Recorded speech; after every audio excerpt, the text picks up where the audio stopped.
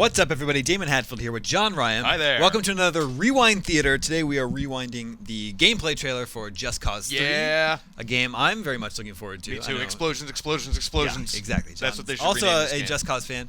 Right up front in the trailer here, we see a new addition here, our wingsuit. Yes. Which is, I think there was a mod for Just Cause 2 that added the wingsuit.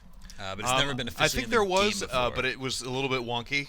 And again, it was only on PC, so Yeah. if you played on PS3 360, you're kind of SOL on that. It's kind of a solemn opening to the trailer here, but we see as he's flying through the air in his wingsuit, It's and the- he it's the catches calm- up to this jet, which It's is the pretty calm before impressive. the storm. Yeah, that's just a great shot, just throwing the guy out of the jet. Yeah, Just get out of here, I'm bozo. hoping that they hang on to the QTEs that make you kick people out, because it's one thing to be like, oh, this car is mine now, like in Yeah. GTA, but it's entirely different to latch onto the front of a jet and be like, no, I'm gonna punch you until I throw you out. And this here is the new dictator. Yep. That we have to take down. Yep. General Di Ravello. Yeah. Let's see. And His troops apparently have a stop and frisk policy. Yeah, things here on are the things island are of Medici. pretty rotten in Denmark, Yeah. or whatever it is supposed to be. I think it's in the Mediterranean Sea. I think. The island is called Medici. Yeah, so I believe it's in the Mediterranean Sea, and apparently it is Rico's homeland. It's like where he grew up. Yeah, and you think this is still Rico, right? Even though he looks a Yeah, little bit they've different. changed the character model. I mean, unless they're going for a total overhaul and you're no longer playing as the Scorpion. But you can see they've kind of gone from that really cool Al Pacino-looking character model from Just Cause 2 to more of I don't know, a match between Clive Owen and Tom Hardy. Well, that's interesting because Avalanche is also making Mad Max. Yes. And I think he looks a lot like the character in the game Mad Max. Well, he too, looks so. a lot like generic video game white modern. guy. Yeah, that's actually true. He's got his beard. What do you think is happening? Seeing off in the distance, these rockets are shooting sort of in an arch. I feel because you can see and it looks like. At first, I thought that this was actually a street that he's driving on, but later on in the trailer, we'll see this is actually a railroad. So I think those. This is on the road, yeah. Yeah, Okay. so you can see there's tracks there as opposed to it being like a roadside. So I think that he's chasing down a train that's either launching missiles or something's gone horribly wrong and it's just shooting explosive material off into the sky. Here they're showing off the mechanic of how you can connect vehicles. Yep, a huge part of the Just Cause franchise, starting off with 2, that you can tether 2 vehicles together using the grappling hook to hilarious effect or to the horrible detriment of that little VW driver. Here, he's actually picked up a bus with his helicopter and using that to knock over the statue. As you do. Which is very, very cool, very fun. I honestly don't understand why more construction companies don't use that as a means of demolition. So you can see some of the new, the aerial stunts. He seems to have a little bit better handle on hanging out in the bottom of helicopters now. You can see he's grappling up to it, but then if we go forward a little bit, instead of kind of dangling from it and shooting with one hand, he's actually able to use what looks like both hands as he's kind of planted himself on the bottom of it. Takes down this other helicopter with his rocket launcher. So maybe that we're going to be able to use larger two-handed weapons as opposed to just the single-handed submachine guns like we had in 2. And now look at all these sunflowers here. This is I just like it's a little bit different scenery than we're used to seeing in a Just Cause game. Yeah, I mean the Just Cause games are always very bright and colorful, but this is kind of taking it to a next level. Here we're going to see that train that you there it is that you mentioned earlier. So I think this is either right before or right after that clip in the beginning of the trailer.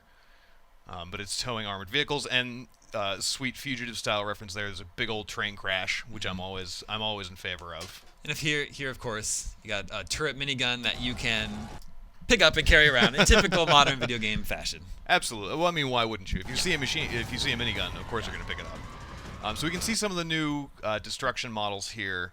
Of course, going around causing chaos and destroying the environment around you to debilitate the enemy's infrastructure was always a big thing. But you can really see here, as opposed to just kind of breaking into chunks, if you click forward just a hair to the wide shot, there it is.